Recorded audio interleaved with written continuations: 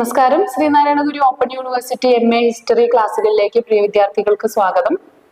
Social revolution in modern world എന്ന പേപ്പറിലെ 4th ബ്ലോക്കിലെ 2nd unit ആണ് നമ്മളിപ്പോൾ ഡിസ്കസ് ചെയ്യുന്നത്. യൂണിറ്റിന്റെ പേര് മേക്കിംഗ് ഓഫ് ന്യൂ ചൈന എന്നാണ്. ഒരു ആധുനിക ചൈനയെ നിർമ്മിച്ച ആ ഒരു ഘട്ടമാണിത്. നമ്മുടെ ആധുനിക ചൈന രൂപപ്പെട്ട കാലഘട്ടം, അന്നത്തെ സംഭവ വികാസങ്ങളാണ് നമ്മൾ ഈ ഒരു ഭാഗത്ത് ഡിസ്കസ് ചെയ്യുന്നത്.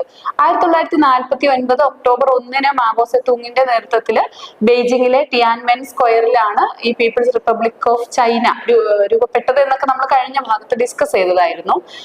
എന്തായാലും ഈ പീപ്പിൾ റിപ്പബ്ലിക് ഓഫ് ചൈന ഔദ്യോഗികമായിട്ട് സ്ഥാപിതമായതായിട്ട് ഈ ഒരു ഘട്ടത്തിൽ 49 ഒക്ടോബർ 1 മാവോ സെതൂങ് പ്രഖ്യാപിക്കുന്നു. ബെയ്ജിങ്ങിൽ വെച്ചിട്ട് ടിയാൻമെൻ സ്ക്വയറിൽ വെച്ചിട്ട് പ്രഖ്യാപിക്കപ്പെട്ടു. അതോടുകൂടി ആധുനിക ചൈന പിറവി കൊണ്ടു. അപ്പൊ ഇത് ചൈനയിലെ വളരെ ദീർഘകാലമായിട്ടുണ്ടായ ആഭ്യന്തര യുദ്ധത്തിന് ശേഷം, അതുപോലെ വൈദേശിക ആധിപത്യത്തിനും ഒക്കെ ശേഷം ഉണ്ടായ ഒരു വലിയ ഒരു പൊളിറ്റിക്കൽ ചേഞ്ച് ആയിരുന്നു, രാഷ്ട്രീയ മാറ്റമായിരുന്നു. അപ്പൊ ഒരു പുതിയ ചൈനയുടെ രൂപീകരണം എന്ന് പറയുന്നത് ഒരു വലിയ രാഷ്ട്രീയ മാറ്റം മാത്രമല്ല അവിടെ ഉണ്ടാക്കിയത്, മറിച്ച് സാമൂഹികവും അതുപോലെ സാമ്പത്തികവും ഒക്കെ ആയിട്ടുള്ള ഒരു പുനഃസംഘാടനം തന്നെയായിരുന്നു ഈ ആധുനിക ചൈനയുടെ രൂപീകരണം എന്ന് പറയുന്നത്.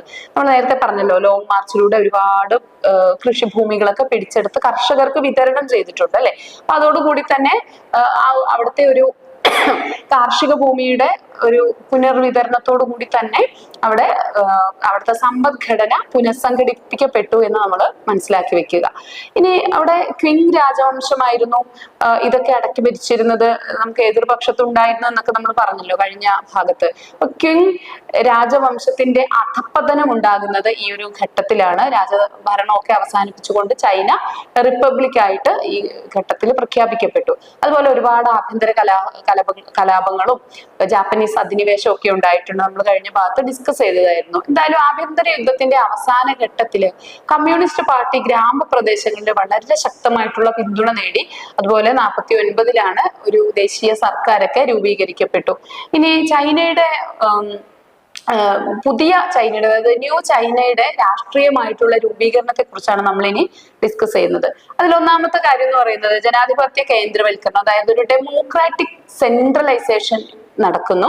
ചൈനീസ് കമ്മ്യൂണിസ്റ്റ് പാർട്ടി CCP ഏകപക്ഷീയ ഭരണകൂടം രൂപീകരിച്ചു. കൂടാതെ 1954 ഒരു പുതിയ കോൺസ്റ്റിറ്റ്യൂഷൻ സംഘടിപ്പിക്കപ്പെട്ട ഒരു പുതിയ ഭരണഘടന നടപ്പിലാക്കി.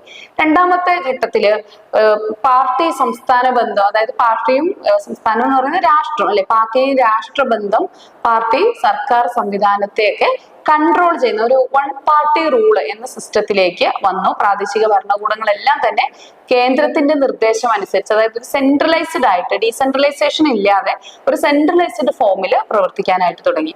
ഇനി ഈ ഒരു കാലഘട്ടത്തിലെ സാമ്പത്തിക പുനഃസംഘടന, ഈ പിടിച്ചെടുത്ത കൃഷിഭൂമികളെല്ലാം പുനർവിതരണം നടത്തി. അതിനെ തുടർന്ന് ഒരു ലാൻഡ് റിഫോം ആക്ട് 1950 ഒരു ലാൻഡ് റിഫോം ആക്ട് പാസ്സാക്കപ്പെട്ടു. വലിയ ഭൂവുടമകളിൽ നിന്നൊക്കെ ഭൂമി, നമുക്കറിയാം കേരളത്തിലൊക്കെ നടന്നിട്ടുണ്ട് അല്ലെ, ഒരു ഭൂമി പിടിച്ചെടുത്തുകൊണ്ട് ഭൂരഹിതരായിട്ടുള്ള കർഷകർക്ക്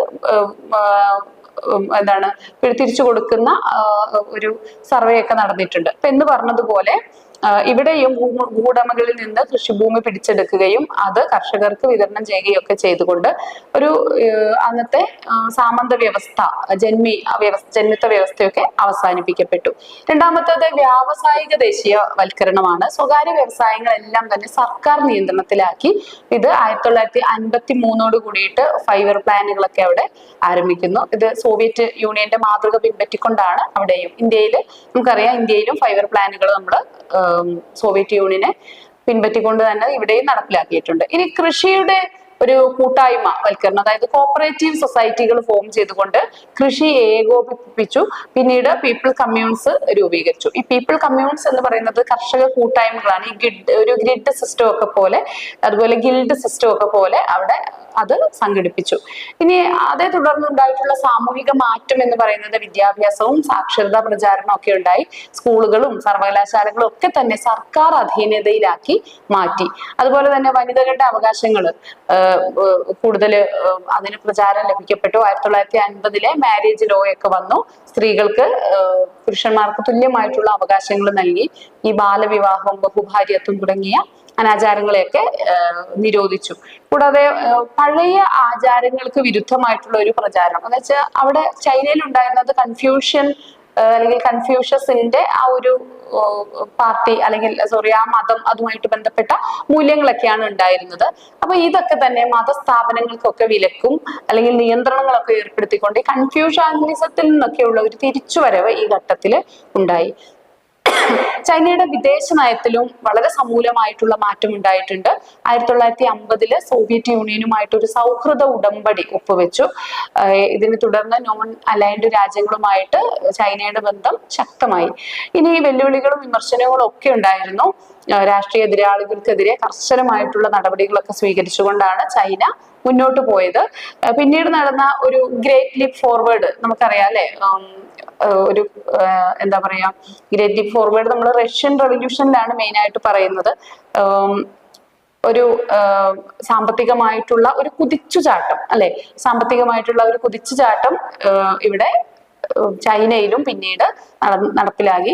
നമുക്കറിയാം ഇന്ന് ചൈന എന്ന് പറയുന്നത് ലോകത്തെ വളരെ ശക്തമായ ഒരു വൻ സാമ്പത്തിക ശക്തിയായിട്ട് ചൈന മുന്നേറിക്കൊണ്ടിരിക്കുകയാണ്. അപ്പോൾ ചൈനയെ ഒരു ശക്തമായിട്ടുള്ള സോഷ്യലിസ്റ്റ് രാഷ്ട്രമാക്കി മാറ്റാനും ഈ ജന്മിത്ത വ്യവസ്ഥയും അതുപോലെ തന്നെ വൈദേശിക ആധിപത്യവും വിദേശ ഇടപെടലുകളും ഒക്കെ അവസാനിപ്പിക്കാനും ഒക്കെ ഈ ഒരു ഘട്ടത്തിൽ സാധിച്ചു. ചൈനയിൽ വലിയ വൻപിച്ച മാറ്റങ്ങൾ ഈ ഘട്ടത്തിൽ ഉണ്ടായി. ലോക കമ്മ്യൂണിസ്റ്റ് പ്രസ്ഥാനത്തിന് തന്നെ ചൈന പ്രചോദനമായി മാറുകയും ചെയ്തു. ഇനി ചൈനീസ് വിപ്ലവവും അമേരിക്കയും, അതാണ് നമ്മൾ ഇനി ഡിസ്കസ് ചെയ്യുന്ന point. Chinese revolution and USA. 1949 ചൈനയിൽ കമ്മ്യൂണിസ്റ്റ് വിപ്ലവം വിജയിച്ച് മാവോ സേ തൂങ് നയിച്ച people's republic of China PRC നിലവിൽ വരുന്നു, സ്ഥാപിതമാകുന്നു. ഈ ഒരു സംഭവം എന്ന് പറയുന്നത് അമേരിക്ക ചൈന ബന്ധത്തിൽ വലിയ മാറ്റങ്ങളാണ് സൃഷ്ടിച്ചത്. അമേരിക്ക ഒരു ക്യാപിറ്റലിസ്റ്റ് ജനാധിപത്യ രാഷ്ട്രമായിരുന്നപ്പോൾ ചൈന ഒരു സോഷ്യലിസ്റ്റ് രാഷ്ട്രമാകുന്നത് ശീതയുദ്ധം അല്ലെ, അന്ന് നടന്നുകൊണ്ടിരിക്കുന്ന ശീതയുദ്ധത്തിൽ വളരെ നിർണായകമായിട്ടുള്ള ഒരു ഘട്ടമായിട്ട് മാറി. ആഭ്യന്തര യുദ്ധകാലത്ത് അമേരിക്കയിലെ നിലപാട് ചൈനയിലെ ആഭ്യന്തര യുദ്ധത്തിൽ അമേരിക്ക ചിയാങ് കൈഷക്ക് നയിച്ചിട്ടുള്ള കുമീന്താങ് പാർട്ടിക്ക് ആണ് പിന്തുണ കൊടുത്തിരുന്നത്. കുമീന്താങ് പാർട്ടിയും എതിർപക്ഷത്തായിരുന്നു മാവോ സേ തൂങ് ഉണ്ടായിരുന്നത് അല്ലെ. സോ ഈ കുമീന്താങ് പാർട്ടിക്കാണ് അമേരിക്ക സപ്പോർട്ട് കൊടുത്തിരുന്നത്. അമേരിക്കക്ക് ഇത് കമ്മ്യൂണിസം വ്യാപിക്കുമെന്ന ഒരു ഭയം കൊണ്ടാണ് അമേരിക്ക ഇത് ചെയ്യുന്നത് അല്ലെ. കമ്മ്യൂണിസത്തെ പ്രിവെന്റ് ചെയ്യാൻ വേണ്ടിയിട്ട് എന്തും മാർഗവും സ്വീകരിക്കാനും കമ്മ്യൂണിസത്തെ പ്രിവെന്റ് ചെയ്യാൻ എന്തെങ്കിലും നടപടി സ്വീകരിക്കുന്ന രാഷ്ട്രങ്ങൾക്ക് എല്ലാ വിധത്തിലുള്ള സഹായം ചെയ്യാനും അമേരിക്ക തയ്യാറായിരുന്നു. അപ്പോൾ അമേരിക്കക്ക് ഒറ്റ ശത്രുവേ ഉണ്ടായിരുന്നുള്ളൂ, അത് കമ്മ്യൂണിസം ആയിരുന്നു.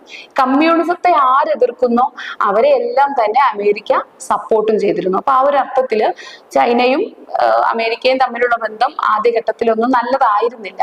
പിന്നീട് 1949 ശേഷം കമ്മ്യൂണിസ്റ്റ് പാർട്ടിയൊക്കെ വിജയിച്ച് കമ്മ്യൂണിസ്റ്റ് ചൈനയൊക്കെ രൂപീകരിച്ചു. ചിയാങ് കൈഷക്ക് തായ്വാനിലേക്ക് പിന്മാറുകയും ചെയ്തു. പകരം തായ്വാനിലെ സർക്കാരിനെയാണ് ഇദ്ദേഹം ചിയാങ് കൈഷക്ക് പിന്തുണയ്ക്കുന്നത്. ചൈനീസ് വിപ്ലവത്തിന് അമേരിക്ക പറഞ്ഞത്, അമേരിക്കയുടെ വാദം എന്ന് പറയുന്നത് ലോസ് ഓഫ് ചൈന എന്ന ഒരു വിവാദം ഈ കാലഘട്ടത്തിൽ ഉണ്ടായി, ഒരു ഡിബേറ്റ് ഉണ്ടായി. ചൈന കമ്മ്യൂണിസ്റ്റ് രാഷ്ട്രമാകുന്നത് അമേരിക്കയിലെ രാഷ്ട്രീയ രംഗത്ത് വലിയ ചർച്ചയ്ക്ക് വഴിവെച്ചു. ഇത് റിപ്പബ്ലിക്കൻ പാർട്ടി ഡെമോക്രാറ്റിക് ഭരണകൂടത്തെ ഇതിന്റെ പേരിൽ കുറ്റപ്പെടുത്തുകയും ചെയ്തു. കാരണം അമേരിക്കയുടെ പ്രധാന ലക്ഷ്യം എന്ന് പറയുന്നത് ലോകത്തിൽ നിന്ന് കമ്മ്യൂണിസത്തെ തുടച്ചു നീക്കുക എന്നുള്ളതായിരുന്നു. അതുപോലെ തന്നെ ശീതയുദ്ധത്തിലും മാറ്റങ്ങൾ ഉണ്ടായി. കാരണം ചൈന ഏത് പക്ഷത്ത് ചേരണം, ചൈന ഏത് പക്ഷത്താണ് ആവേണ്ടത്, കമ്മ്യൂണിസ്റ്റ് ചേരിയിലാണ് വേണ്ടത് അല്ലെ. അതായത് ക്യാപിറ്റലിസ്റ്റിന് എതിരായിട്ടുള്ള ചേരിയിലാണ് ചൈന വരുന്നത്. അപ്പോൾ കമ്മ്യൂണിസ്റ്റ് ബ്ലോക്കിന്റെ ഭാഗമാകുമെന്ന് കണ്ട് അമേരിക്ക ഈ ഒരു പ്രശ്നത്തില് വളരെ ജാഗരൂകരായിട്ടാണ് ഉണ്ടായിരുന്നത്. ഇനി ഈ ഒരു കാലഘട്ടത്തിലാണ് കൊറിയൻ യുദ്ധം വരുന്നത്. അമേരിക്ക ചൈന സംഘർഷവും അതുപോലെ കൊറിയൻ യുദ്ധവും ഒക്കെ 1950 കൂടിയിട്ട് ആരംഭിക്കുന്നു. അമേരിക്ക ദക്ഷിണ കൊറിയയെ പിന്തുണച്ചു, ചൈന ഉത്തര കൊറിയയ്ക്ക് പിന്തുണയും നൽകി. സ്വാഭാവികമായിട്ടും ഇത് ചൈനയും അമേരിക്കയും തമ്മിൽ നേരിട്ടുള്ള ഒരു സൈനിക ഏറ്റുമുട്ടലിലേക്ക് ഇത് വഴിവെച്ചു. ഇനി പിന്നീട് വരുന്ന തായ്വാനുമായിട്ടുള്ള പ്രശ്നങ്ങളും ഒക്കെ തന്നെ അമേരിക്കയും ചൈനയും തമ്മിലുള്ള ബന്ധം ഉലയുന്നതിന് കാരണമായി. എന്തായാലും ദീർഘകാലമായിട്ടുള്ള ഫലങ്ങള് ശീതയുദ്ധ രാഷ്ട്രീയത്തിലൊക്കെ തന്നെ മാറ്റങ്ങൾ വരുത്തി. അമേരിക്ക ചൈന ബന്ധം 1980-കൾക്ക് ശേഷം വീണ്ടും ശക്തമാകുന്നു. ഇപ്പൊ ഇന്ന് നമുക്കറിയാം അമേരിക്കയും ചൈനയും വളരെ നല്ല ബന്ധമാണുള്ളത് അല്ലെ. ഇന്ത്യക്കെതിരായിട്ടൊക്കെ ചൈനയെയാണ് അമേരിക്ക സപ്പോർട്ട് ചെയ്യുന്നത്. അതുപോലെ ഇന്ത്യക്കെതിരെ പാകിസ്ഥാനെ അമേരിക്ക സപ്പോർട്ട് ചെയ്യുന്നത്. അപ്പൊ ഈ ഒരു തരത്തില് ഇവർ തമ്മിലൊരു ട്രിപ്പിൾ റിലേഷൻഷിപ്പ് വളർന്നു വരുന്ന ഒരു സാഹചര്യം ഉണ്ടായി. ഇപ്പൊ എന്തായാലും ചൈനീസ് വിപ്ലവം എന്ന് പറയുന്നത് ലോകത്ത് തന്നെ ഒരു കമ്മ്യൂണിസ്റ്റ് വിജയത്തിന്റെ ഒരു പ്രതീകമാണ്. ഇത്രയാണ് നമുക്ക് ഈ ഒരു ഭാഗത്ത് ഡിസ്കസ് ചെയ്യാനുള്ളത്. Thank you.